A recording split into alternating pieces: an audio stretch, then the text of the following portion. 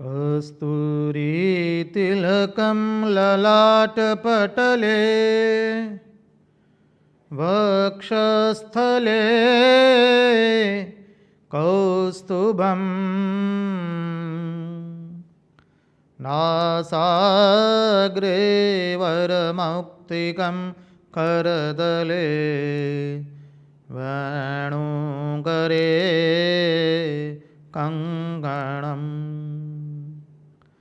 सर्वाङ्गे हरिचन्दनं सुललितं कण्ठे च मुक्तावली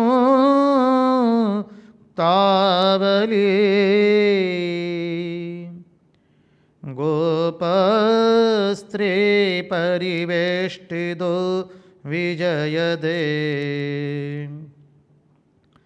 गोपालचूडामणि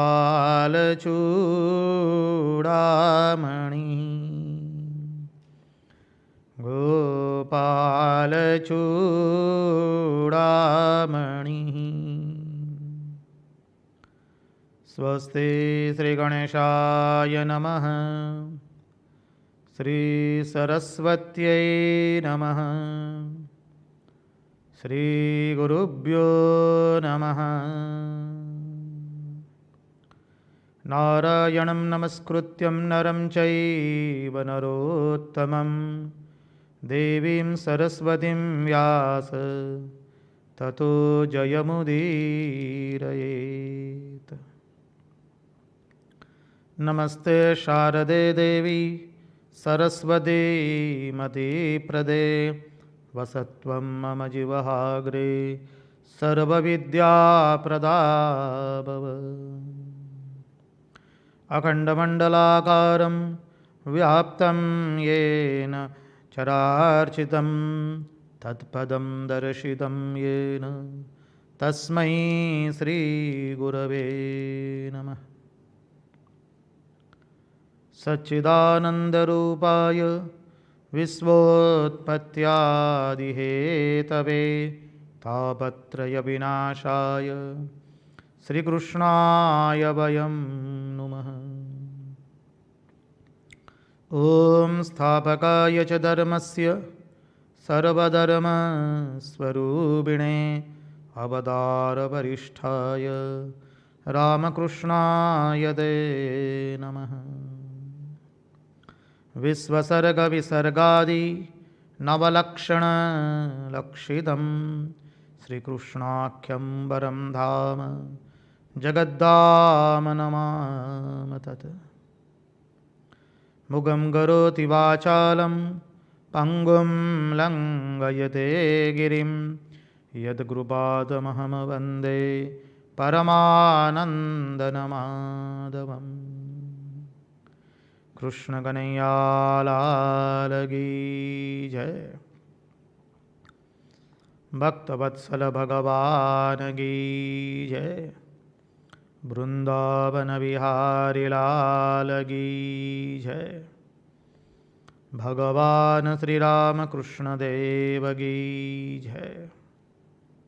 भागवत भगवान की जय। भक्त भागवत भगवान की जय। ओ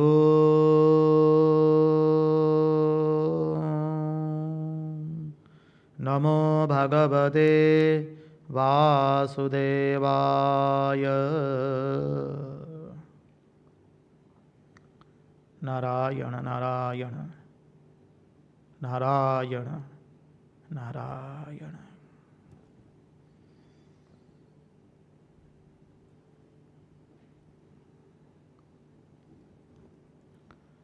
सर्वप्रथम हम पूज्यपाद आदि भवानंद जी महाराज के चरणों में हमारे श्रद्धापूर्वक के प्रणाम निवेदित करते हैं। तत्पश्चात रामकृष्ण आश्रम राजकोट के अध्यक्ष पूज्यपाद स्वामी निखिलेश्वरन जी महाराज के चरणों में हम हमारे हृदयपूर्वक के प्रणाम निवेदित करते हैं।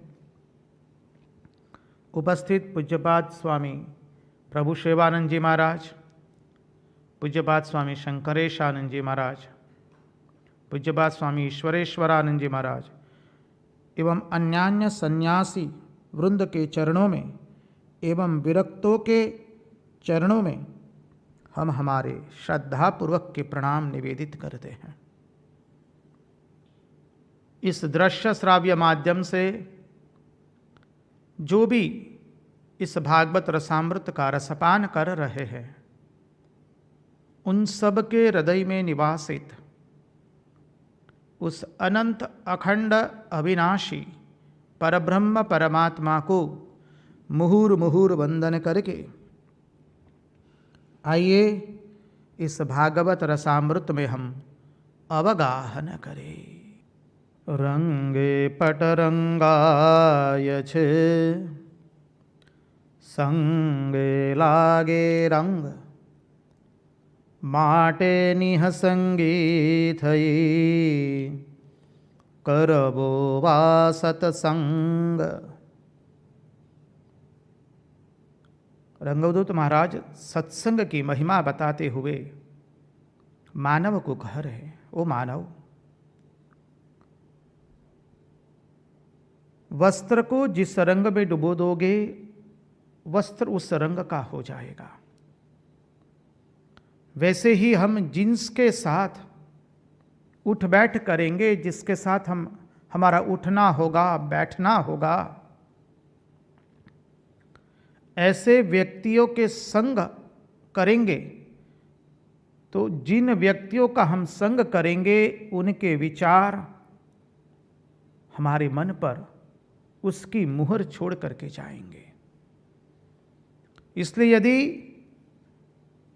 किसी के साथ बैठना है, किसी का संग करना है, तो महात्माओं का, संतों का और हरिभक्तों का सत्संग कीजिए। यदि वह संभव नहीं है तो निःसंग रहिए, किसी का संग नहीं, लेकिन करेंगे तो केवल सत्संग करेंगे। रामकृष्ण देव रामकृष्ण कथामृत में हमें समझाते हुए कहते हैं, हमारा मन कैसा है? धोबी के रंग घर का कपड़ा, उसको जिस रंग में हम डुबोएंगे उस रंग का हो जाएगा।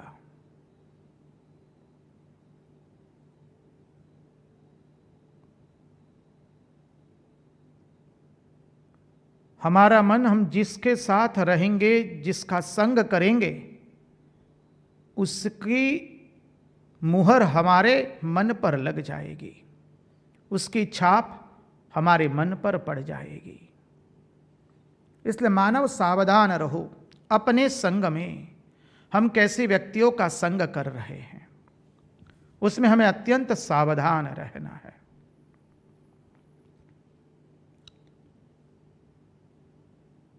देखिए, हम एक बात आपको अवश्य बताएंगे।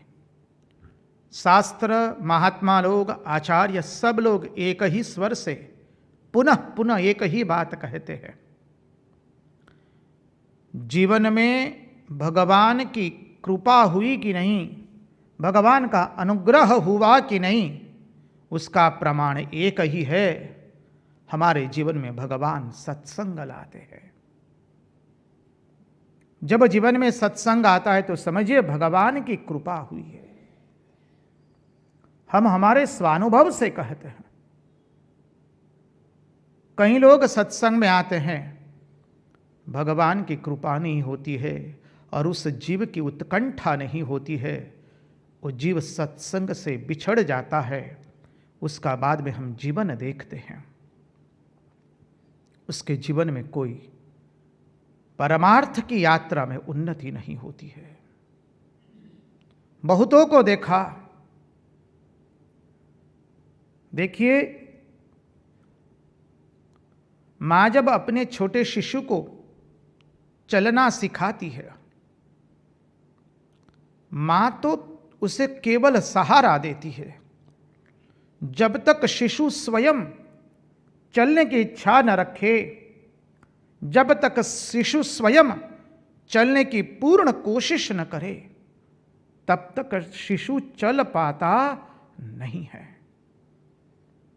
भगवान अनुग्रह करके सत्संग का एक बार आयोजन करवा देते हैं, सत्संग करवा देते, हमारे जीवन में ला देते हैं। बाद में हमारी उत्कंठा पर निर्भर है। भगवान देखते इस जीव में उत्कंठा नहीं है, तो भगवान की कृपा फिर बनी रहती नहीं है।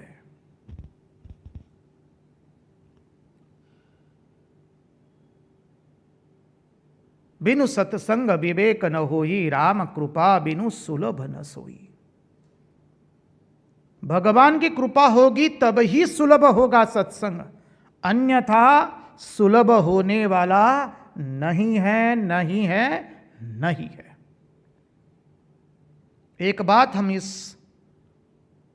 इसको हम मन में गठड़ी बांध ले, भगवान की कृपा होगी तभी भगवान हमें सत्संग प्रदान करते हैं। और मन में जब इच्छा होगी तो भगवान वो इच्छा पूर्ण करते हैं, क्योंकि हमारे हृदय में भगवान इच्छा के रूप में वास करते हैं। हमारे मन में सत्संग की इच्छा हुई तो भगवान ने ये अनुपम सत्संग हमारे सब के लिए सुलभ करवाया।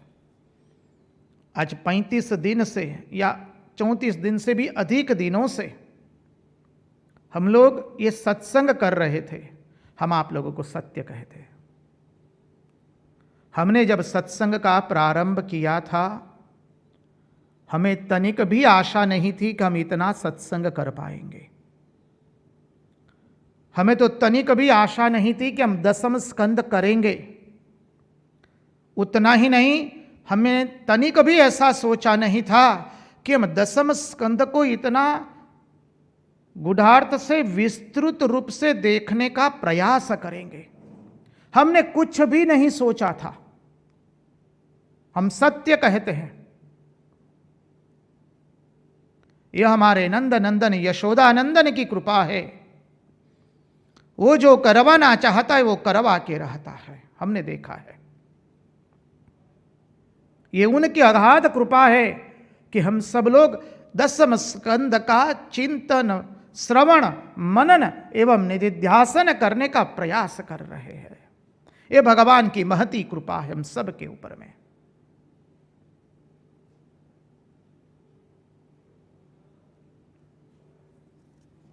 हम सब लोगों ने जीवन में कभी इच्छा व्यक्त की होगी, हम भी भगवान की भागवत कथा का श्रवण करें। परिणाम स्वरूप भगवान ने ये सुयोग हमें सुलभ करवाया है। हरि अनंत, हरि कथा अनंत। तो आइए चलिए हम चले उस वृंदावन में जहां हमारा नीलमणि अद्भुत लीला कर रहा है। यमुना जी का जल कल कल करके बह रहा है। कालिंदी कल कल किल्लोल करके बही जा रही है। सुंदर शरद पूर्णिमा की धवल रात्रि आई है। मल्लिका पुष्प प्रस्फुटित हुए हैं। प्रकृति चारों ओर से खिली है। नयन रम्य सुंदर वातावरण है। और शुकदेव जी भगवान परमहंस शिरोमणि, जिन्होंने शरीर पर वस्त्र तक धारण नहीं किया है, वो कह देते हैं, भगवान पिता रात्रि शरदोत्फुल्ल मल्लिका विक्षरन्तुं मनश्चक्रे योगमायामुपाश्रितः।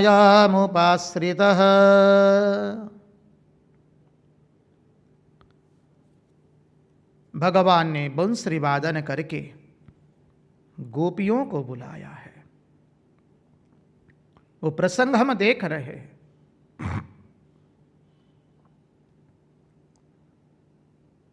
जब गोपियां आई हैं भगवान के पास, भगवान उनकी भावनाओं को प्रकट करने के लिए, उनके हृदय में जो प्रेम भरा है उसको जगत को दिखाने के लिए भगवान उनको उलाहना देते हैं। देखिए,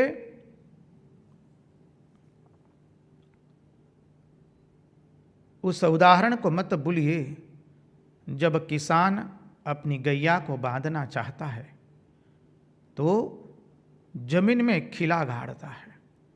खिला गाड़ता है तो क्या करता है, उसे हथौड़े से मारता है जमीन में कील को, और बाद में उस खिल को जोर जोर से हिलाता है, देखता है कहीं निकल तो नहीं जाएगा ना, फिर मारता है, फिर हिलाता है, फिर मारता है। तो भगवान गोपियां जो आई है उनके प्रेम को हिला रहे हैं कस के, जगत को दिखाने के लिए कि गोपियों का क्या अद्भुत प्रेम है मेरे प्रति। यदि भगवान ये लीला नहीं करते तो जगत को ज्ञात नहीं होता कि शुद्ध प्रेम किसे कहा जाता है, विशुद्ध प्रेम क्या है। जगत उससे वंचित रह जाता।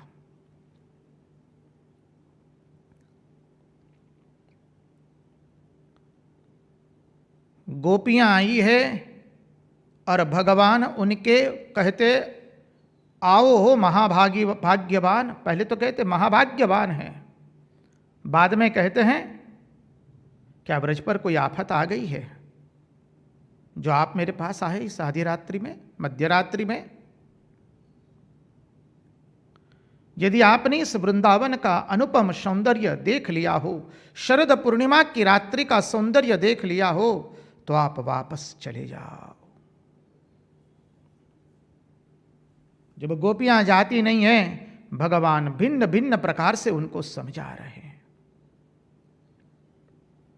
इसके बीच में परीक्षित राजा ने शुकदेव जी को प्रश्न कर दिया है, जो हमने देखा है। थोड़ा आज उसके ऊपर से पुनरावर्तन करके आज के मूल विषय में हम प्रवेश करेंगे। परीक्षित राजा ने शुकदेव जी भगवान को प्रश्न कर दिया, ये गोपियां तो श्री कृष्ण को अभी तक जानती ही नहीं हैं, और फिर कैसे उनके गुणों का, वो गुणों का अतिक्रमण करके, वो गुणातीत होकर के भगवान के पास गई। शुकदेव जी महाराज कहते हैं, परीक्षित राजा, हे राजन, मैंने तुमको पहले ही बताया है, भगवान के पास जिस भाव से तुम जाओ, कोई भी भाव हो, शिशुपाल द्वेष भाव से गया था, और वो द्वेष भाव से जाता है, फिर भी भगवान उसका पूर्ण रूप से स्वीकार करते हैं। भगवान उसे अपने चरण कमल में स्थान देते हैं।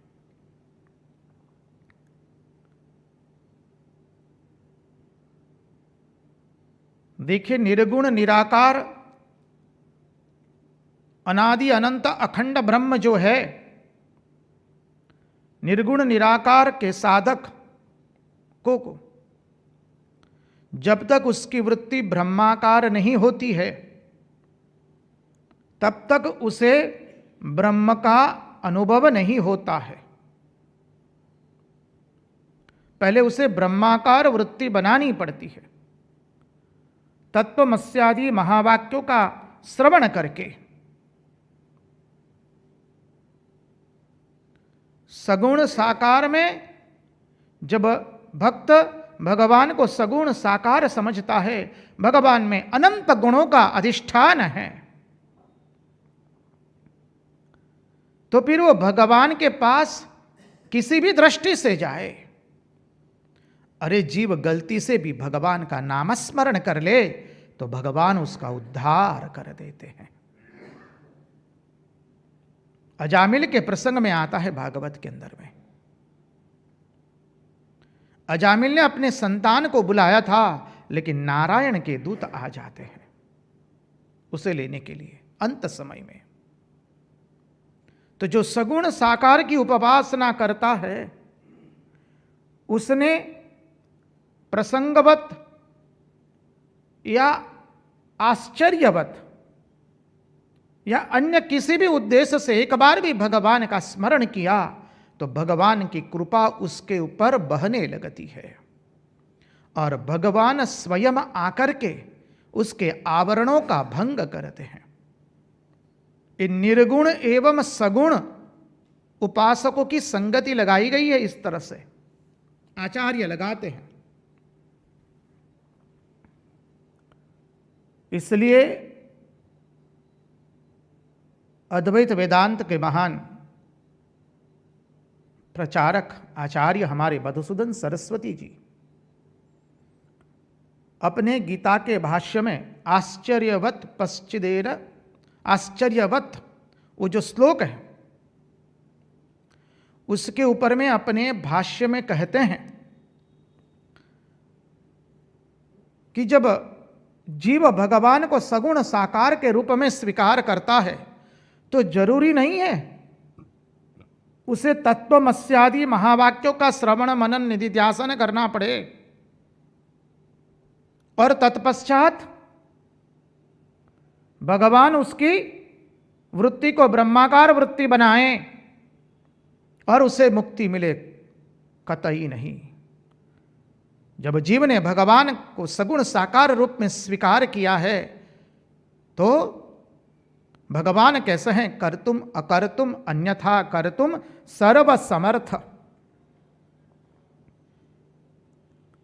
भगवान दृष्टि मात्र से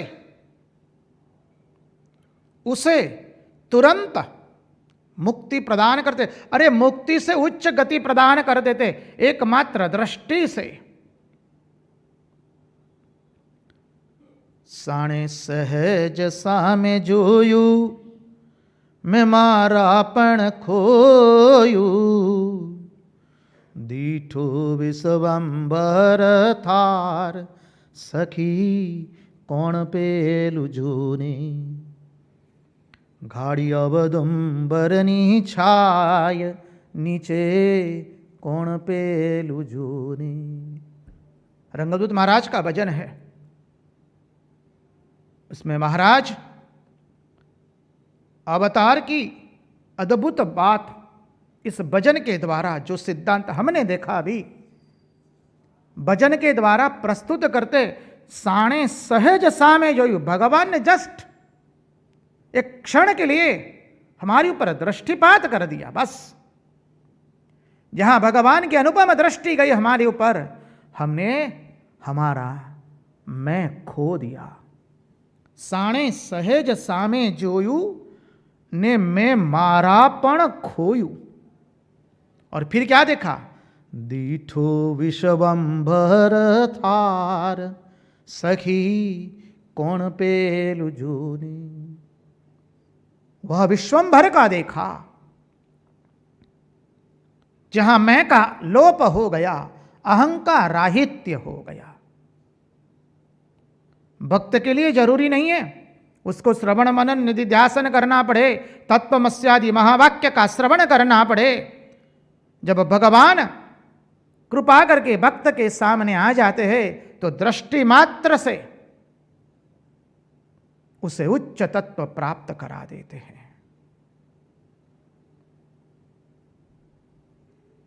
तो जब गोपियां भगवान के पास आई तो भगवान ने क्या किया? उनको चारों पुरुषार्थ से मुक्त कर दिया,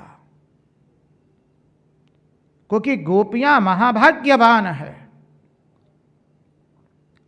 महाभाग्यवान क्यों है? क्यों है? कौन है एवं क्यों है? जो संसार का त्याग करके निकल आता है वही महाभाग्यवान है। यद हरेव विरजेत तद हरेव प्रव्रजेत।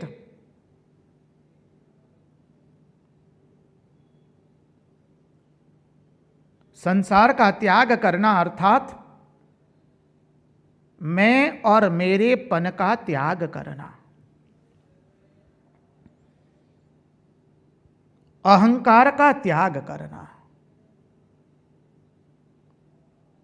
अहमता एवं ममता का त्याग करना, अहंकार का त्याग करना।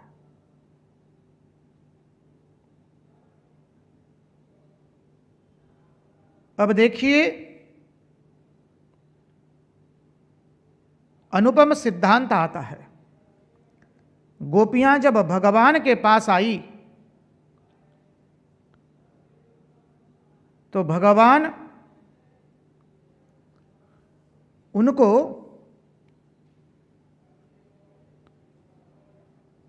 श्रवण मनन निधिध्यासन पद्धति से नहीं ले जाते हैं।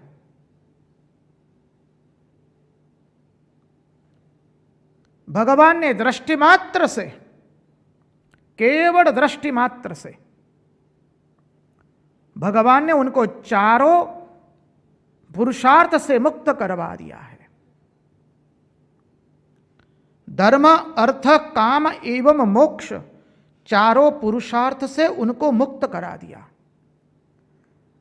उनको तद विषयक वृत्ति बनानी नहीं पड़ी है।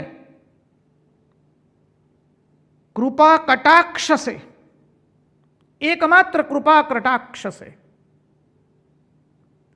भगवान ने उनके आवरणों का छेदन कर दिया है।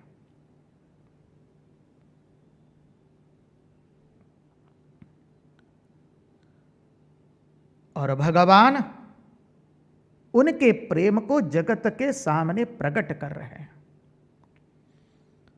देखिए, गोपियां सर्वस्व का त्याग करके आई। कल हमने विस्तृत रूप से देखा। भगवान हमारे नीलमणि, अपने हृदय में इस दृश्य को अंकित कर लो मानव। इसका भोग करना होता है, इसका रसास्वादन करना होता है। हमारे नीलमणि बैठे हैं, चारों ओर गोपिकाएं हैं। गोपिकाओं के आंखों से अश्रु बह रहे, अपने पांव के नाखून से जमीन को खोद रही है, किंग कर्तव्य विमूढ़ हो गई है। गुजरातीમાં કહે છે ને, ગળામાં ડૂસો ભરાઈ ગયો છે, આગળ બોલાતું નથી, गला रूंध गया है, आगे बोल नहीं पा रही है। और हमारा नीलमणि पुनः पुनः एक ही उक्ति को उद्धृत करते रहते हैं, चली जाओ चली जाओ। पहले भय दिखाया, इस वन के अंदर में हिंसक पशु होते हैं रात्रि में, इसलिए तुम्हारा यहां रहना उचित नहीं है। फिर कहते हैं आप स्त्रियां हैं, मध्यरात्रि के अंदर में परपुरुष के साथ इस तरह से आपका आना, यहां रहना वो उचित नहीं है। फिर कहते हैं देखिए आप स्त्री है, आप अपने स्वामी की पूजा कीजिए। आपका परम धर्म यही है कि अपने स्वामी की पूजा करना। स्वामी चाहे कैसा भी हो, कुरूप हो, दरिद्र हो, वृद्ध हो, कैसा भी हो, उसकी सेवा करके उसी के द्वारा आपको स्वर्ग आदि भोग प्राप्त होंगे और मोक्ष की प्राप्ति होगी। ऐसा मत समझिए आप यहां पर मध्यरात्रि में आई है तो आपके स्वामी को पता नहीं चलेगा, उनको पता चल जाएगा। आपके लिए श्रेयस्कर यही है कि आप वापस चली जाए। भगवान अनेकों प्रकार से गोपियों को पुनः लौट जाने के लिए कह रहे हैं। आप सोचिए, गोपिकाएं सर्वस्व का त्याग करके आई और आंखों से अजस्र अश्रुधाराएं बह रही है, और हमारा नीलमणि तनिक भी पिघला नहीं है। हमारे आंखों से अश्रु धारा कब बहती है? जब हमारा संकल्प टूट जाता है, हम जब कोई एक संकल्प करके जाते हैं किसी व्यक्ति के पास और जाके देखते हैं कि वो संकल्प पूरा नहीं हो रहा है, तो हमारे हृदय की भावनाएं आंखों से अश्रु बन करके गिरती है, हमारी भावनाएं टूटने लगती है, हमारा संकल्प टूटता है, हमारी भावनाएं टूटती है। हमारा संकल्प जब परिपूर्ण नहीं होता है, टूटता है, तब हमारी भावनाएं हमारे नेत्रों से अश्रु बनकर के बहती है। गोपियां संकल्प लेकर आई है, हमारे प्राणनाथ प्रियति प्रियतम, हमारा जो सर्वस्व है, उसने हमको बुलाया है और आज हम सर्वस्व का त्याग करके जा रही है।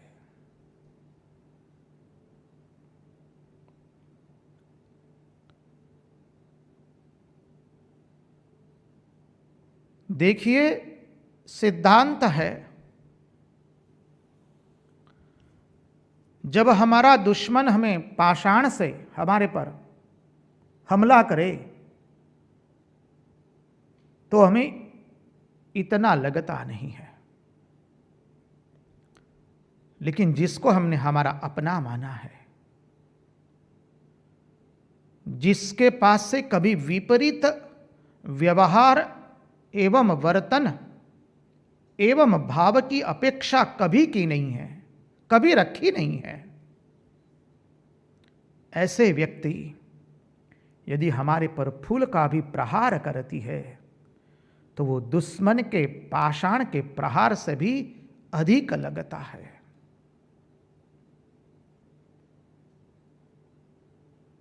गोपियों ने कभी सोचा नहीं था हमारे प्राण प्रिय, हमारे प्राणनाथ, हमारे सर्वस्व, हमारा नीलमणि, हमारा माधव मुकुंद केशव, हमारा कन्हैया, हमारा लाला हमारे साथ इस तरह का व्यवहार करेगा,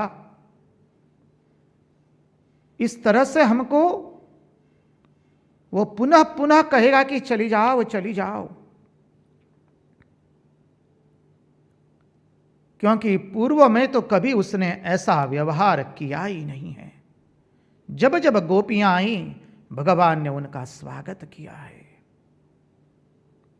भगवान ने उनके साथ रास खेला है, भगवान ने कभी उनके संकल्प को तोड़ा नहीं है। आज उनको अपना संकल्प टूटता हुआ नजर आ रहा है। आज उनका प्राण प्रिय उनके ऊपर पुष्प से प्रहार कर रहा है, तो ऐसा लगता है इससे तो अच्छा कोई दुश्मन आकर के हमारे ऊपर पाषाण से प्रहार करे, क्योंकि हमारे प्रियतम का पुष्प प्रहार भी उससे अधिक पीड़ा दे रहा है।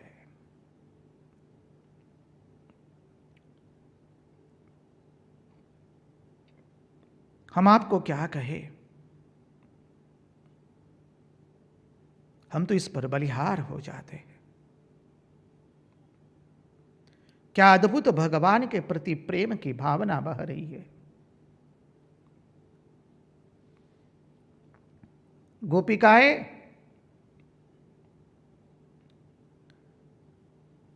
श्री कृष्ण को घेर करके खड़ी है, अब सोच रही है अब तो वापस जाना नहीं है, जहां से जाकर जहां से आना था, जिसका त्याग करना था, उसका तो हमने त्याग कर दिया। जिसके पास आना था उसके पास तो आ गई, अब वो भी हमारा स्वीकार नहीं करता है, तो हम इस शरीर को यहीं पर खत्म कर देंगे। यदि शरीर को त्याग कर देंगी तो हमारे प्रियतम को अत्यंत पीड़ा होगी, इसलिए हम शरीर को भी त्याग नहीं कर सकती है। और शरीर का त्याग नहीं करती है तो प्रियतम के वचन जो है हमारे हृदय से आर पार निकल जा रहे हैं।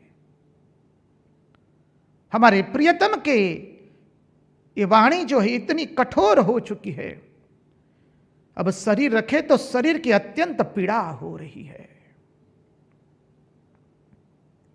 शरीर का त्याग भी नहीं कर सकती है और शरीर को रख भी नहीं सकती है।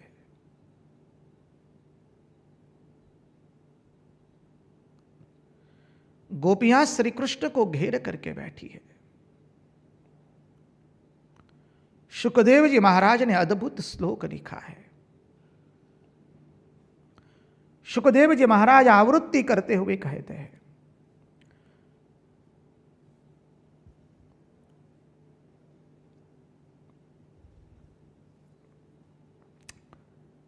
कृत्वा मुखान भजस्सुच स्वसनेन सुष्येद।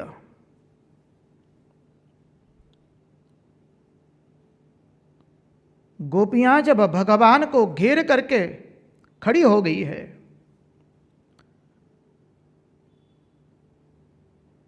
हमारे वल्लभाधीश कहते हैं इस श्लोक के भाष्य के अंदर में, गोपियों का पंचकोश छूट गया है। अन्नमय, प्राणमय, मनोमय, विज्ञानमय और आनंदमय कोश।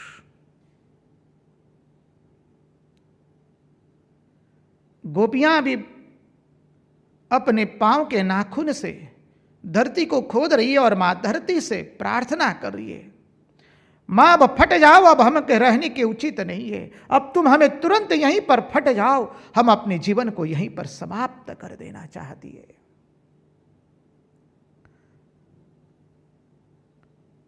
इतने तीव्र प्रेम के आवेग से गोपियां मां वसुंधरा को प्रार्थना कर रही है।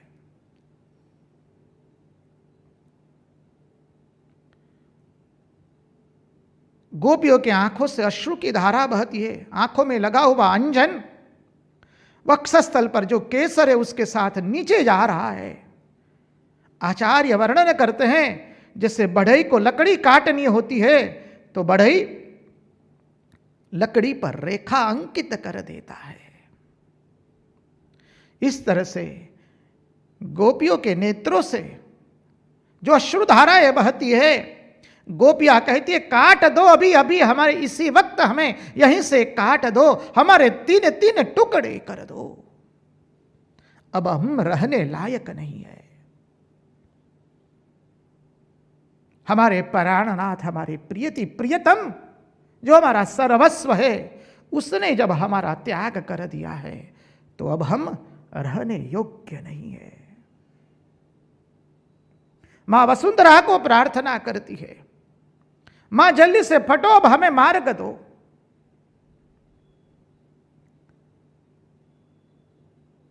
गोपियां क्रंदन कर रही है।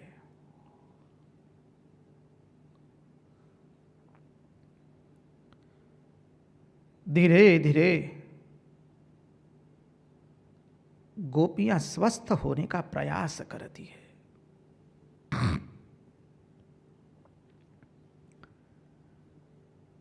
गोपियों में साहस आता है। गोपियों के हृदय में प्रेम है, लेकिन मुख ऊपर, वाणी पर थोड़ा जिसे क्रोध आया है। यहां भगवान की भगवत्ता देखिए। अब हमारा नीलमणि पूर्व पक्ष लेता है और गोपियां उत्तर पक्ष लेगी। हमारा नीलमणि पूर्व मीमांसा की बात करता है, गोपियां उत्तर मीमांसा की बात करती है। हमारा नीलमणि स्वयं शिष्य बना और गोपियों को गुरु बना दिया। हमारा नीलमणि धर्म पक्ष लेता है और गोपियां भगवत पक्ष लेती है। क्या हमारे नीलमणि की महिमा बताए।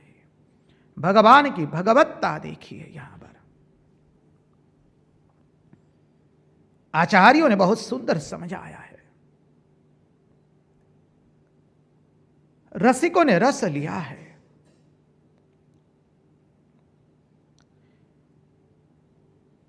गोपियां मां वसुंधरा को प्रार्थना करती है, फट जाओ, हमें मार्ग दे दो।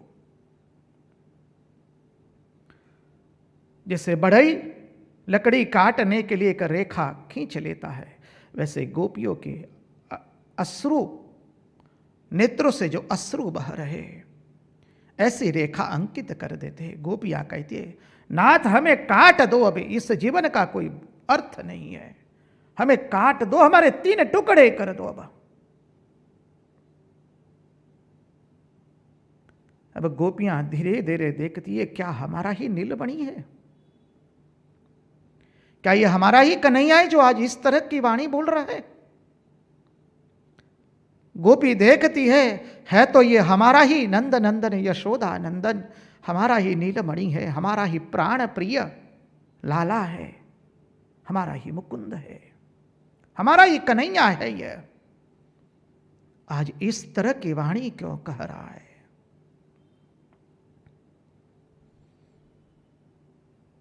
अब गोपियां जैसे आचार्य बताते हैं, थोड़ी साहस जुटाती है, स्वस्थ होकर कुछ बोलने का प्रयास करती है। समझिए, ये गोपियां गोपांगनाओं को गोपी कहते हैं। श्रुति रूपा गोपी, वेद स्वयं गोपियां बन करके आ गए हैं। वेद भगवान का वर्णन करते हैं, नेति नेति यह नहीं यह नहीं, करते करते उनका बुद्धिजन्य काम दूर नहीं हुआ है। इसलिए आज व्रजमंडल के अंदर में भगवान के साथ गोपी बनकर के वेद आए हैं। इसलिए कहा है श्रुति रूपा गोपी। उस गोपिका को हम पुनः पुनः साष्टांग दंडवत प्रणाम करते हैं।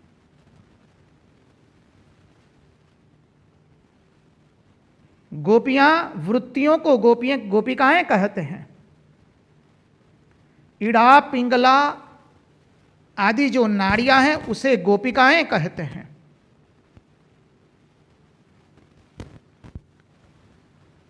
गोपियां जो है अपने नेत्रों से, अपने कर्णों से, अपनी त्वचा से, अपनी नासिका से, अपनी जिह्वा से भगवान का पान कर रही है। जो अपनी प्रत्येक इंद्रिय से भगवान के अधरामृत का पान करे, भगवान का रसास्वादन करे, वो है गोपी। वैष्णव आचार्यों ने गोपियों के अनेक प्रकार बताए हैं। मुख्य प्रकार है नित्य सिद्धा गोपी और साधन सिद्धा गोपी। साधन सिद्धा गोपी के अंदर में 5 प्रकार बढ़ते हैं। श्रुति रूपा गोपी, ऋषि रूपा गोपी, संकीर्ण रूपा गोपी,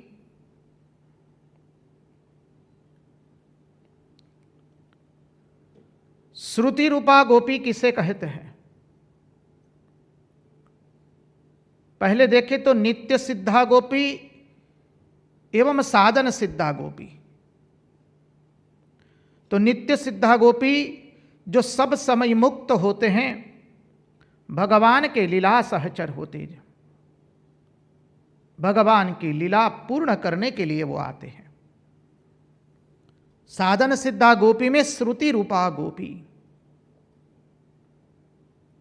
वेदों ने जब भगवान का वर्णन किया यह नहीं कह करके, फिर भी उनका बुद्धिजन्य काम दूर नहीं हुआ, तो भगवान के साथ लीला करने के लिए, भगवान का रसास्वादन करने के लिए वह वेद गोपियां बन करके आए हैं, श्रुति रूपा गोपी।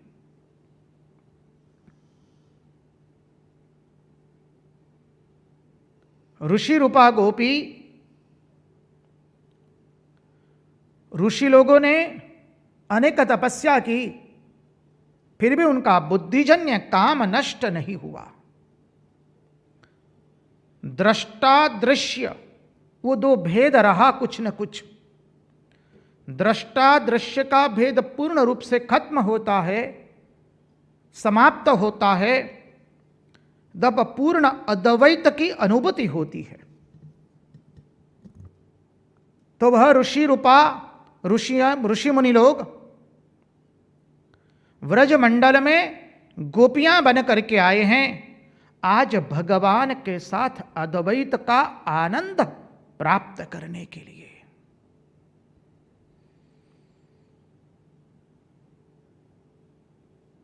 संकीर्ण रूपा गोपी,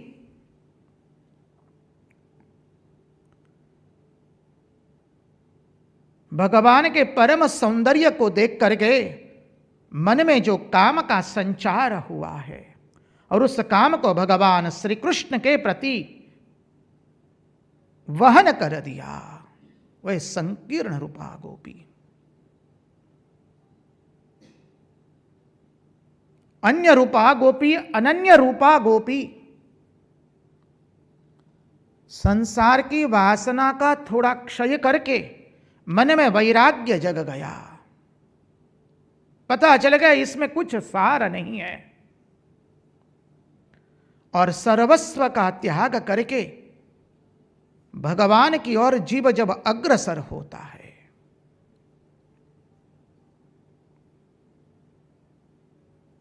अन्य रूपा गोपी, अनन्य रूपा गोपी,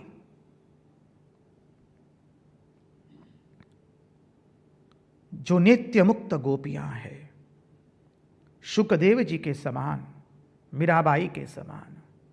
ऐसे अनेक भेद वैष्णव आचार्यों ने अपने धर्म ग्रंथों में बताए हैं। उसके गुढ़ार्थ में और उसके अंदर में हम अधिक न जाए, मूल विषय में जाए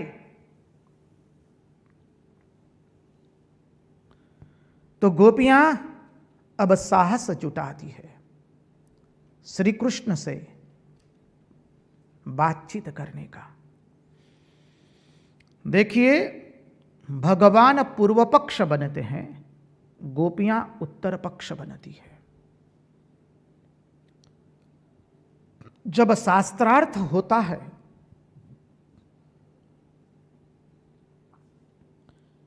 तब दो पक्ष होते हैं, एक पूर्व पक्ष और एक होता है उत्तर पक्ष। पूर्व पक्ष प्रश्नकर्ता बनता है और उत्तर पक्ष उत्तरकर्ता बनता है।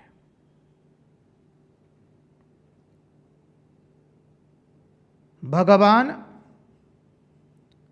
गोपियों को आचार बताते हैं, विचार बताते हैं, धर्म बताते हैं, स्त्री धर्म बताते हैं, पति धर्म बताते हैं। बहुत सुंदर संवाद है।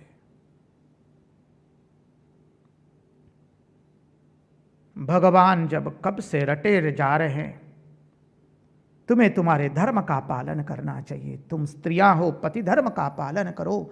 जाओ, तुम्हारे बच्चे दूध पीने के लिए क्रंदन करते होंगे, तुम्हारे गायें क्रंदन करती होगी, बछड़े क्रंदन करते होंगे। जाओ, संतानों को दूध पिलाओ, बछड़ों को दोहो, गायों को दोहो, बछड़ों की संभाल लो, आए हुए अभ्यागतों की स्वागत करो।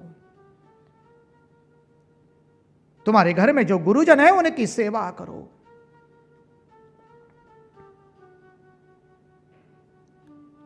जब भगवान ने यह रट लगाया, अब गोपियों में थोड़ा साहस आ गया है, हृदय में पूर्ण प्रेम है, वाणी पर तनिक क्रोध आया है।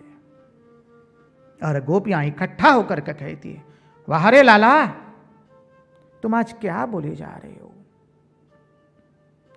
देखिए, ये वाणी कब स्फुरित हुई है, उस सिद्धांत को मत भूलिए आप। जब गोपियों ने मां वसुंधरा को भी प्रार्थना कर ली है कि मां वसुंधरा अब जल्दी हमें जगह दो, और शरीर छोड़ने से भी घबराती है, क्योंकि शरीर छोड़ देगी तो प्रियतम को कष्ट होगा, और शरीर रहेगा तो उसे कष्ट है। अब रहा नहीं जाता है। इस अवस्थाओं के अंदर में गोपियों के मुंह से शब्द प्रस्फुटित होते हैं।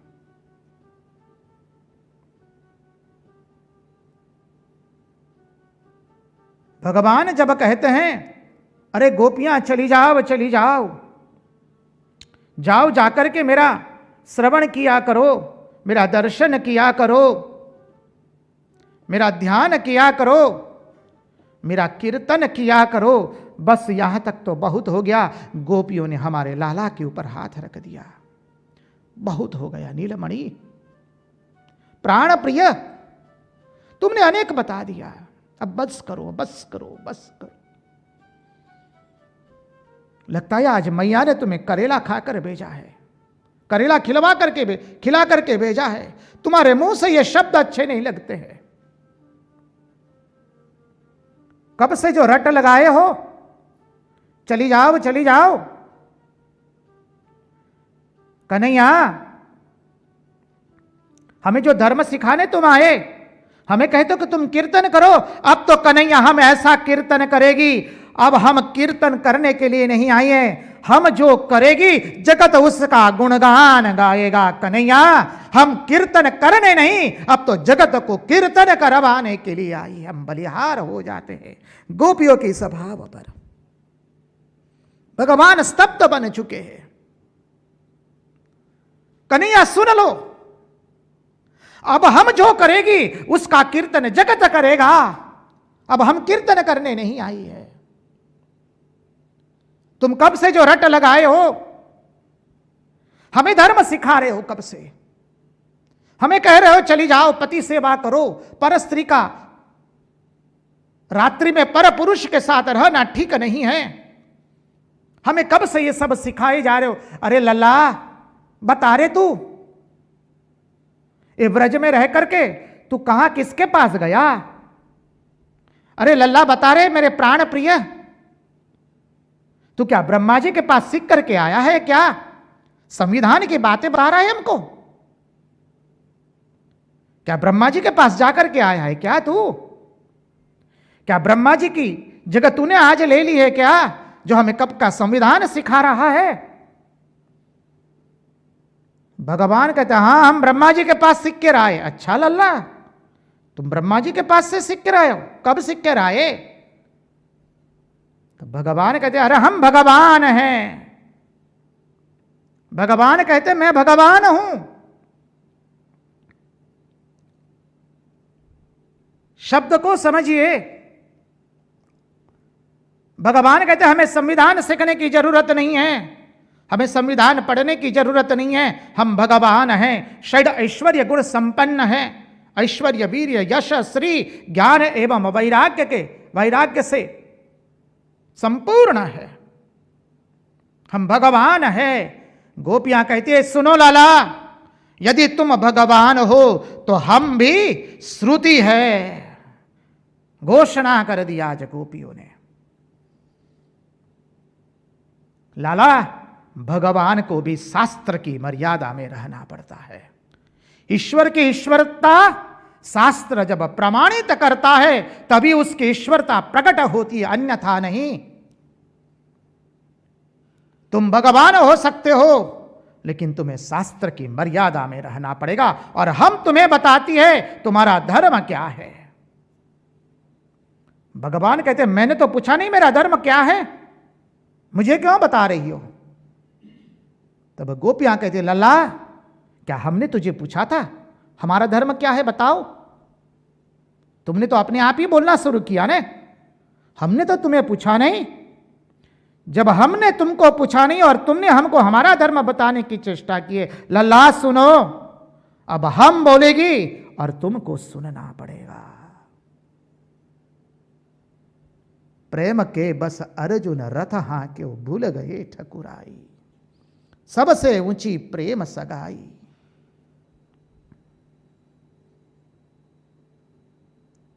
गोपियां कहती है लाला, राष्ट्रपति को भी संविधान मानना पड़ता है, हम तो श्रुति रूपा है। तुम भगवान हो सकते हो, तुम भगवान हो, लेकिन तुम्हें शास्त्र की मर्यादा में रहना पड़ेगा। शास्त्र की मर्यादा तुम तोड़ सकते नहीं हो।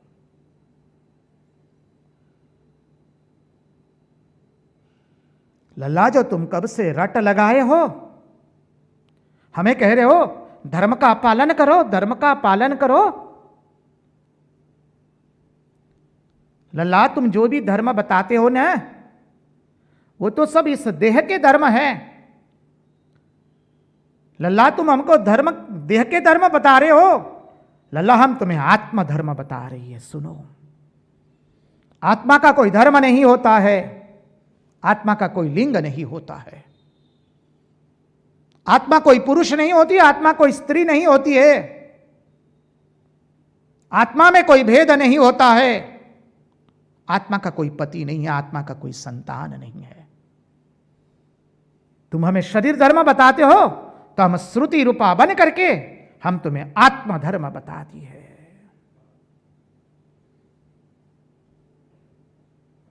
भगवान कहते ठीक है ठीक है, वो बड़ी बात छोड़ो, तुम नारी हो, अभी तुम्हारा ब्याह हुआ है, जाओ अपने धर्म का पालन करो। अब गोपिया कहती है लल्ला, तुम हमें कहते हो ना हमारे धर्म का पालन करने के लिए। अच्छा लल्ला, हमारे प्राण प्रिय, बता तो सही जरा, धर्म का पालन करने से क्या होगा? क्यों?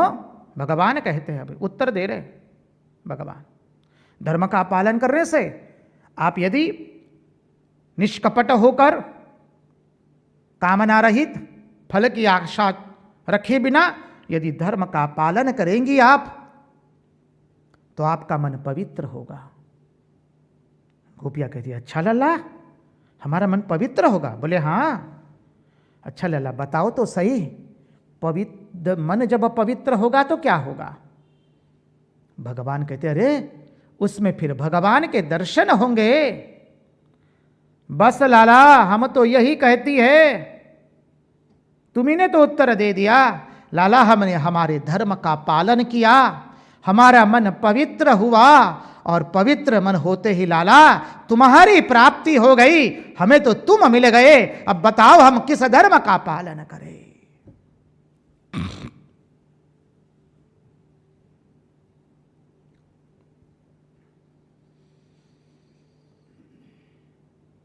भगवान कहते हैं देखो गोपिया, आप जो है धर्म अर्थ काम मोक्ष चारों पुरुषार्थ का, जो चार पुरुषार्थ है उसमें धर्म अर्थ काम का पालन कीजिए, तब मोक्ष मिलेगा, तब आगे आपकी उन्नति होगी।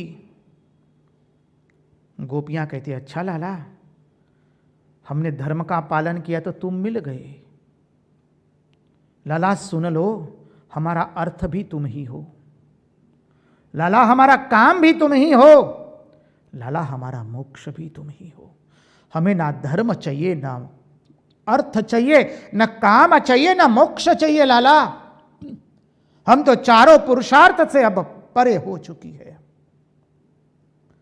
हमें धर्म नहीं चाहिए, अर्थ नहीं चाहिए, काम नहीं चाहिए, मोक्ष भी नहीं चाहिए। हमें तो केवल तुम चाह। हमारे हृदय में केवल एक ही इच्छा है हृदय, लाला हम केवल तुम्हें चाहती है, तुम्हारे अतिरिक्त और किसी को नहीं चाहती है।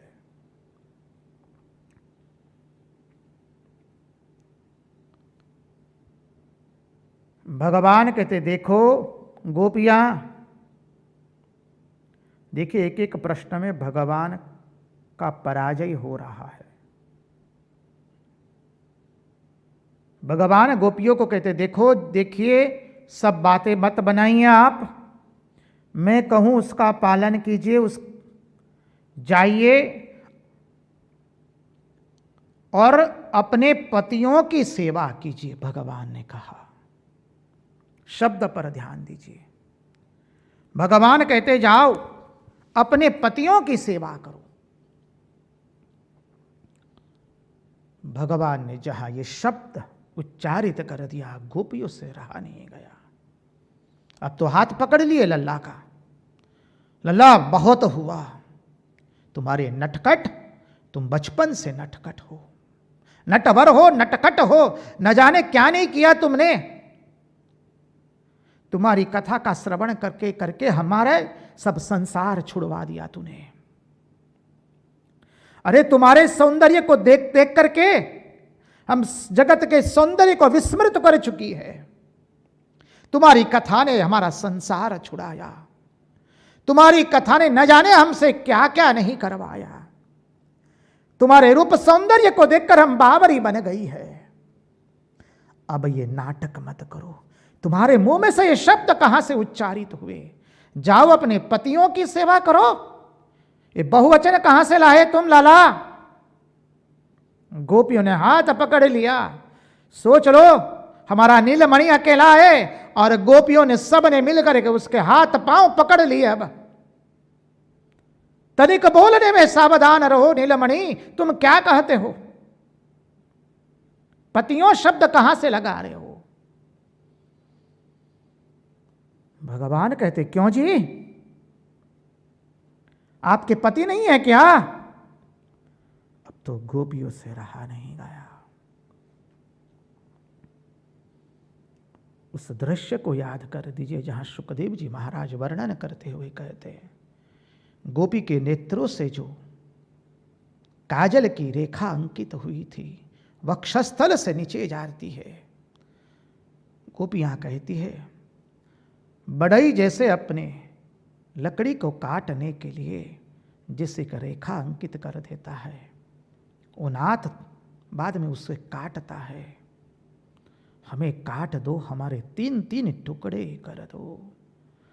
अब गोपियां आंखों में अश्रु ला करके वाणी पर थोड़ी क्रुद्ध हो करके और हृदय में जो प्रेम का घड़ा भरा हुआ था आज गोपी ने वो फोड़ दिया है पर बाजार में।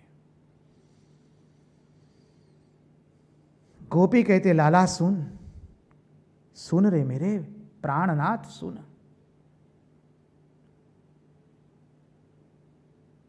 एक पति अपनी भार्या के साथ रहता था और भार्या पति को अपना पूर्ण इष्ट मान करके, देव मान करके उसकी पूजा करती रहती थी। अचानक उसके पतिदेव को कुछ कार्यवश विदेश जाना हुआ। उसने अपनी भार्या को कहा, देखो प्राण प्रिया, हे कल्याणी, मुझे कार्यवश बाहर जाना है। मैं तुम्हें ये मेरा रेखाचित्र, मेरा पट जो है वो तुम्हें दे देता हूं। इस पट में मैं हूं, उसी रूप से तुम इस पट की पूजा करना। भार्या अपने पतिदेव को मुहुर मुहुर वंदन करती है और पट को स्वीकार करके उस पट की नित्य पूजा करती है और पट में ही वो अपने स्वामी का दर्शन कर रही है। एक दिन पट की पूजा कर रही थी, उतने में घर के कमाड़ की आवाज आती है, खटखटाने की। बावरी बन करके वो दौड़े दौड़े जाती है और कमाड़ खोलती है। क्या देखा? उसका पतिदेव साक्षात वहां पर हाजिर है, प्रत्यक्ष हो गया। अब लाला बताओ, वो गोपी अब उस पट की पूजा करेगी या अपने पति की जो प्रत्यक्ष रूप में है उसकी पूजा करेगी?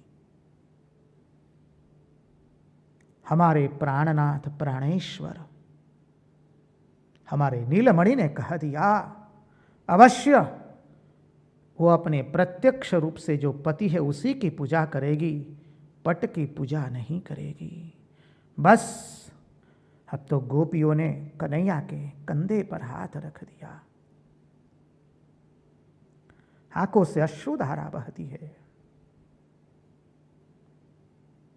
गदगद कंठ से कह दिया, सुन लो मेरे प्राणनाथ, मेरे प्रियति प्रियतम, मेरे प्राणेश्वर, इस जगत के जितने पति हैं हमारे वो पट के समान हैं। असली पति तो तुम हो, बाकी ये जगत के जो पति है वो तो पट के समान है।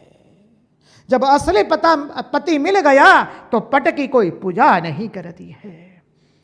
जब प्राणनाथ तुम मिल गए तो जगत के पति तो उस पट के समान है, उसकी कोई पूजा नहीं करता है।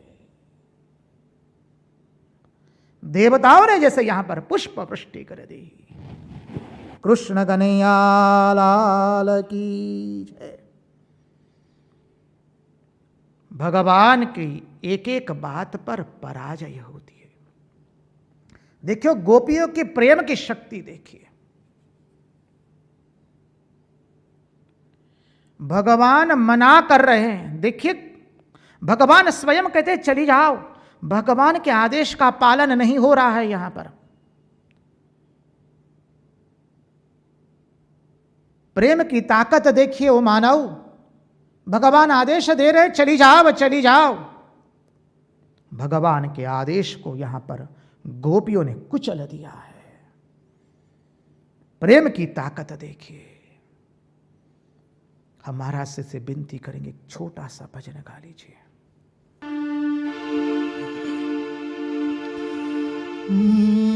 लताओं में ब्रिज की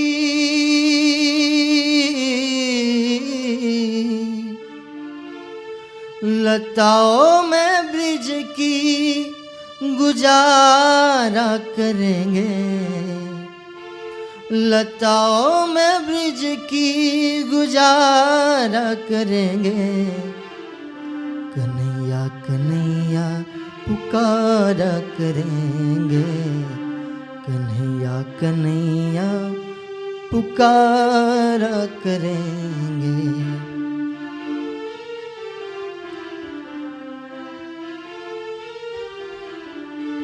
हो मिलेंगे हमें जब वो बांके बिहारी।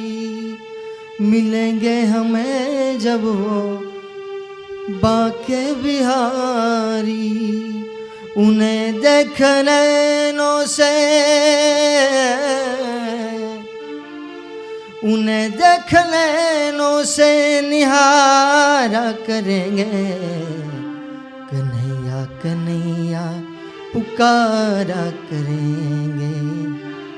कन्हैया कन्हैया पुकारा करेंगे।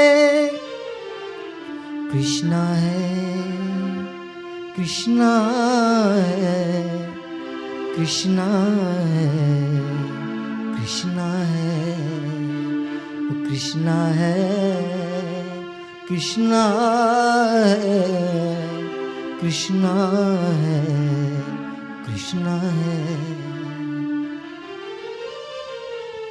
हो उन्हें प्रेम डोरी में जब बांध लेंगे। उन्हें प्रेम डोरी में जब बांध लेंगे। देखेंगे कैसे वो छुड़ाया करेंगे।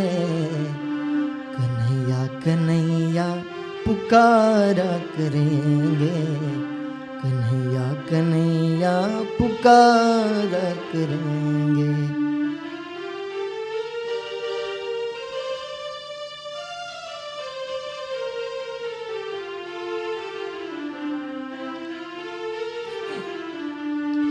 हो भूख लगेगी जब प्रिय प्यारे को। भूख लगेगी जब प्रिय प्यारे को। माखन मिश्री माखन मिश्री खिलाया करेंगे। कन्हैया कन्हैया पुकारा करेंगे, कन्हैया कन्हैया पुकारा करेंगे।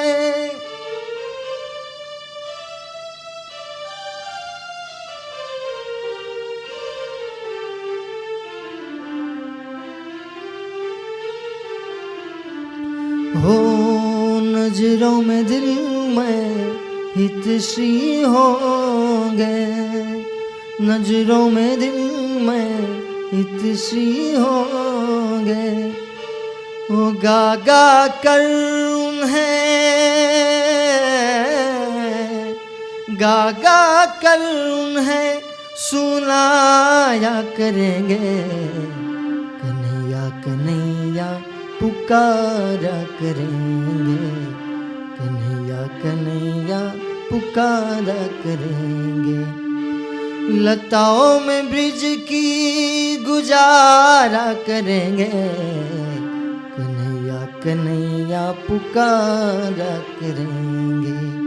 कृष्णा है कृष्णा है, कृष्णा है कृष्णा है, कृष्णा है कृष्णा है।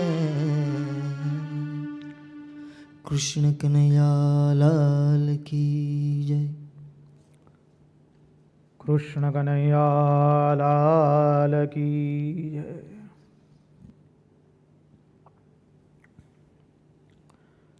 गोपियों ने भगवान को कह दिया, देखो कन्हैया, हम तो तुम्हारे विरह में यहीं पर प्राण छोड़ देगी। हम वापस जाने के लिए तो आई नहीं है, हम वापस जाएंगे नहीं। अब हम तो कृष्ण कृष्ण करते करते तुम्हारे विरह में यहीं पर हमारे प्राणों को त्याग देगी।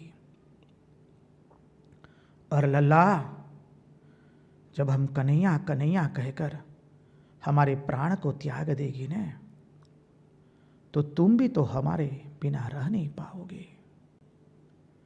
हम जब कृष्ण कृष्ण करते करते हम हमारे प्राण त्याग देंगे, तो दूसरे जन्म में तो हम इतनी सारी गोपियां कृष्ण बनेंगी और तुम रह नहीं पाओगे हमारे बिना, हम जानती है। और तुम राधा राधा गोपी गोपी करते प्राण त्यागोगे। अब सोच लो, इतने सारे कृष्ण और एक गोपी होगी, तुम कैसे संभाल पाओगे? कन्हैया, श्रेयस्कर तो यही है, अब तुम आओ, हमारे साथ विहार करो। गोपियों ने अपने प्राणनाथ को सर्वस्व कहा है। इस संवाद के रूप में हमने अधिकांश इस प्रणय गीत को सुना है। 31वें श्लोक से 41वें श्लोक तक का ये प्रणय गीत है। बहुत सुंदर है। पहला श्लोक देखे, बहुत सुंदर है। गोप्यवचुहु, देखिए यहां विरह की वेदना है। भाव से गोपियों ने गाया है, और जब आंखों से अश्रु बह रहे, हृदय में प्रेम का घड़ा फूट गया है, और वाणी पर क्रोध का भास करवा रहे हैं, तब जो भाव आता है उस भाव से ये प्रणय गीत गाया जाता है। जैसे वैसे भाव से गीत नहीं गाया जाता है। गोपियां कहते हैं, मैवं विभोरहति भवान गदितुम रुसंसम संत्यज्य सर्व विषयान स्तव पादमूलम भक्ता भजस्व दुर्भग ग्रहमात्यजस्मान् देवो यथादि पुरुषो भजते मुमुक्षुन्। बहुत अनुपम श्लोक है ये, प्रणय गीत का प्रथम श्लोक है। मैवं विभोरहति भवान। भगवान के पास गोपियां कहती है, देखो मेरे लाला, हमारे लल्ला, तेरी कथा ने हमको अब कहीं का नहीं छोड़ा है। ना अब हम किसी के रहे, ना अब कोई हमारा रहा। समझ लीजिए, बहुत बड़ा सिद्धांत गोपिकाएं कह देती है। कन्हैया अब न कोई हमारा है, ना हम किसी के हैं। बहुत महत्वपूर्ण है ये सिद्धांत। जगत में संसारी जीव कहता है कि हमने सबके लिए न जाने क्या क्या किया, लेकिन कोई हमारा नहीं रहा। लेकिन सब समय जीव कहता है कि हम सबके हैं। जीव कभी यह नहीं कहता कि हम किसी के नहीं हैं। यहां गोपियों ने घोषणा कर दी है, लल्ला तेरी कथा ने हम क्या बताए, आप हमको अन्यथा रूप से न ले।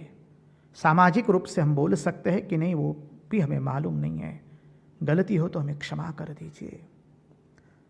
हमारे जो आचार्य, हमारे जो सर्वस्व है, जिनके वाणी रूपी अक्षर देह में बैठ करके हम भागवत का चिंतन करते हैं, पूज्यपाद अखंडानंद सरस्वती जी महाराज, उनके चरणों में हम साष्टांग दंडवत प्रणाम करते हैं, मुहुर मुहुर करके।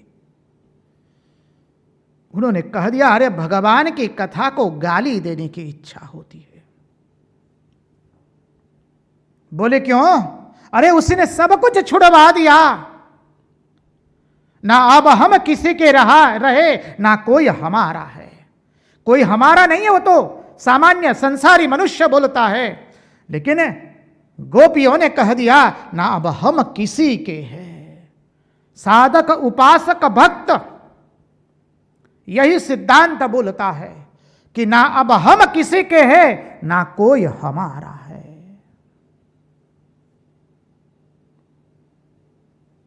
ना कोई हमारा दोस्त दुश्मन, हम सदा निहसंगी है।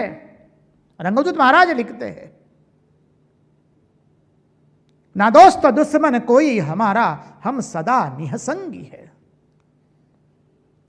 लाला तेरी कथा ने हमारा तो संसार छुड़वा दिया, और अब हम किसी के काम के नहीं रहिए। हमने विषयों का पूर्ण रूप से त्याग किया है। समझिए,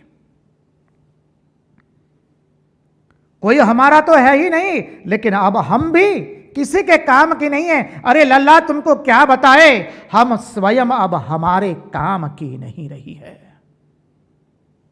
क्यों? बोले हमने विषयों को मूल से ही त्याग दिया है। तनिक भी विषय की गंध तक नहीं। अरे विषयों का मूल नहीं है। हमारा मन इतना छटपट क्यों करता है? आचार्य समझाते हैं, साधक, भक्त, उपासक सब समय यह प्रश्न करते हैं। हम सब के मन में यह प्रश्न आता है। हम भगवान नामस्मरण करते हैं, हमारा मन वासनाओं से घिर जाता है, मन में अपवित्रता आती है। मन में अपवित्रता कब आती है? क्योंकि मन में हमने जन्म जन्मांतर से केवल शब्द, स्पर्श, रूप, रस और गंध का ही भोग किया है। शास्त्र 84 लाख योनि बताते हैं।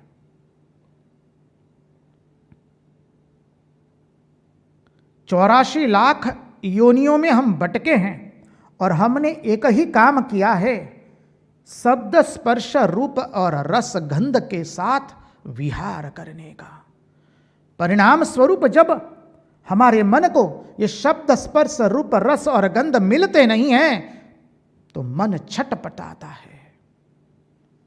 और इस शब्द स्पर्श रूप रस गंध के साथ विहार करने के परिणाम स्वरूप हम पुनरपि जननम पुनरपि मरणम पुनरपि जननी जठरे शयनम में आवागमन करते रहते हैं। देखिए, कोई एक व्यक्ति कोई व्रत करता है, अनेकों व्रत है, मौन रहने का व्रत, कुछ माह के लिए ब्रह्मचर्य रहने का व्रत, कुछ माह के लिए नमक का त्याग करने का व्रत, कुछ माह के लिए मिष्टान्न को त्यागने का व्रत। साधक ये सब व्रत करते हैं, अच्छा है, करना चाहिए। वो करते करते धीरे धीरे धीरे साधक अपने मन को उच्च भूमिका के लिए तैयार करता है। लेकिन अधिकांश व्यक्तियों में देखा जाता है, साधक वासनाओं का त्याग करता है कुछ दिन के लिए, कुछ माह के लिए, और फिर जब वो व्रत पूर्ण होता है तब उन विषयों का भोग वो दोगुनी विषय बुद्धि से करने लगता है। ये मनुष्य का पतन लाता है। जब गोपियों ने कहा कि हमने विषयों को पूर्णतः त्याग दिया है, तो आचार्य के मन में, महात्मा के मन में शंका हुई, अरे क्या कुछ समय के लिए त्याग दिया है क्या? गोपियों ने कुछ समय के लिए, कुछ माह के लिए, कुछ काल के लिए विषयों को त्यागा नहीं है, गोपियों ने विषयों को मूल से ही त्याग दिया है।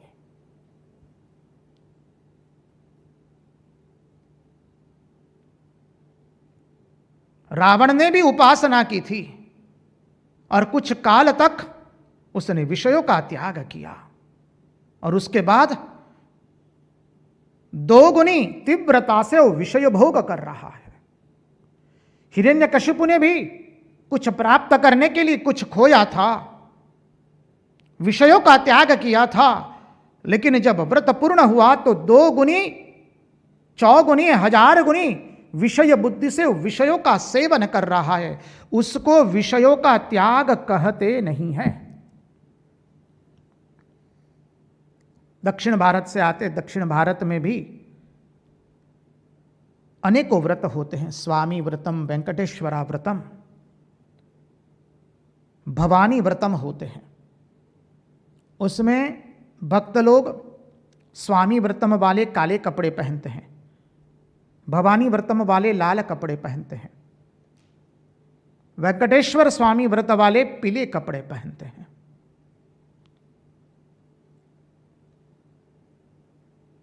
और 1 माह, 2 माह, 3 माह, जैसा जिसकी जितनी शक्ति होती है उसके मुताबिक वो व्रत लेते हैं। शुद्ध शाकाहारी भोजन लेना होता है, भूमिष्ठ शयन करना होता है, पादुका का त्याग करना होता है, प्रातः काल में उठ करके भगवान की पूजा करनी होती है। अनेकों नियम है, अच्छा है। लेकिन जब वो व्रत पूर्ण होता है तो अधिकांश मनुष्य चौगुनी बुद्धि से विषयों का भोग करते हैं। यहां गोपियां उस दृष्टि से विषयों का त्याग करके नहीं आई है। कुछ काल के लिए, कुछ समय के लिए विषयों का त्याग करके नहीं आई है। यहां तो कैसा विषयों का त्याग किया है। हम एकादशी के दिन राम नाम गाते हैं, उसमें हनुमान जी महाराज प्रार्थना करते हैं, नान्या स्पृहा रघुपते हृदये स्मदीये सत्यं वदामि च भवान् अखिलान्तरात्मा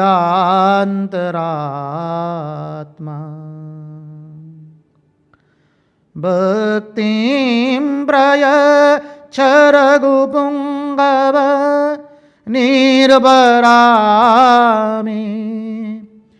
कामादिदोष रहितं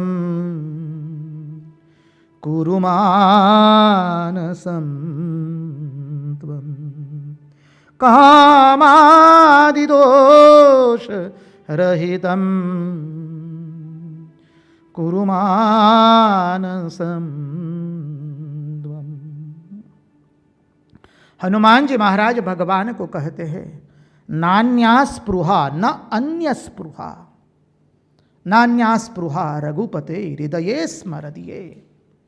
मेरे हृदय में भगवान और कोई स्पृहा नहीं है, और कोई कामना नहीं है, और कोई इच्छा नहीं है सिवा तुम्हारे। हे नाथ, हे ईश्वर, हे करुणानिधे, हमारे हृदय में और कोई कामना नहीं है। देखिए, ये ऋषि रूपी गोपियां, ऋषि रूपा गोपी बोल रही है, जो हमने वैष्णव आचार्य के सिद्धांत से गोपियों के भेद प्रकार देखे। ऋषि रूपा गोपी, श्रुति रूपा गोपी। अब श्रुति रूपी गोपियां, ऋषि रूपी गोपियां, अनन्य पूर्वा गोपी, अन्य पूर्वा गोपी, ये सब गोपियां भगवान को प्रार्थना करके कहती है, नाथ हमारे हृदय में अब कोई कामना नहीं है, इसलिए ना हम जगत के हैं, ना हम किसी के हैं, ना कोई हमारा है। हिंदी में बहुत सुंदर भजन है, ना हम किसी के, ना कोई हमारा। अरे अब हम हमारे स्वयं के काम की नहीं रही है।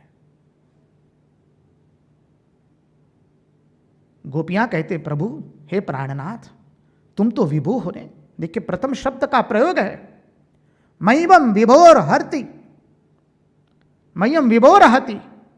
प्रभु आप तो विभु है। विभु है अर्थात आप अत्र तत्र सर्वत्र है, आप सबके अंतरात्मा हैं। प्रभु आप मेरे भी अंतरात्मा है। अरे मेरे अंतरात्मा है तो मेरे अंतरात्मा में देख लीजिए प्रभु, आप मेरे हृदय में आपके सिवा अन्य कोई कामना नहीं है।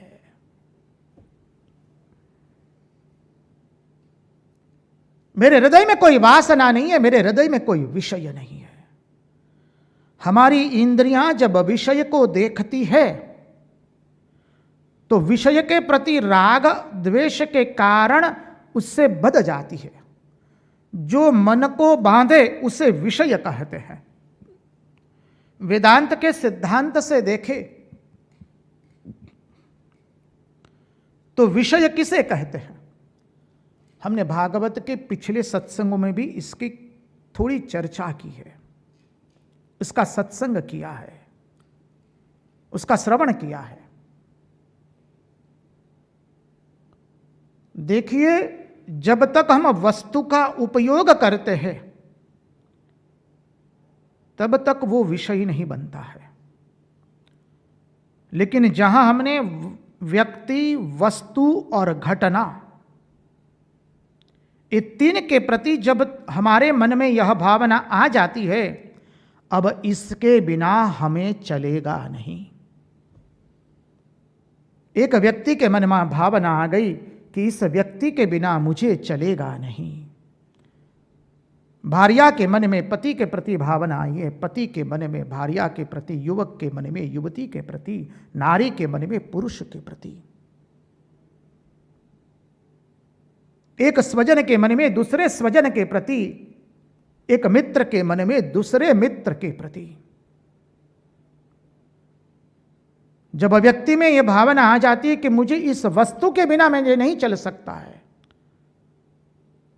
तब वो वस्तु अब वस्तु नहीं रही है, वो वस्तु विषय बन गई है।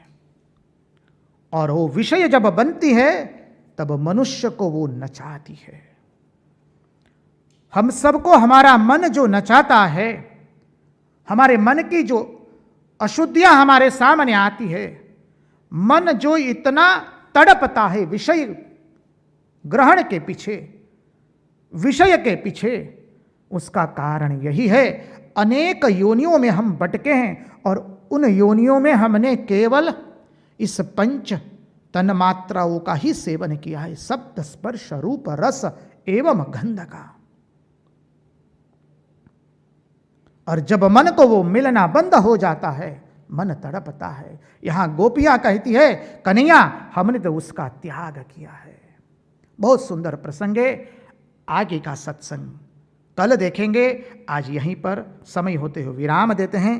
कृष्ण कन्हैया लाल की जय, भक्तवत्सल भगवान की जय, वृंदावन बिहारी लाल की जय, भगवान श्री राम कृष्ण देव की जय, सब संतन की जय, सब भक्तन की जय।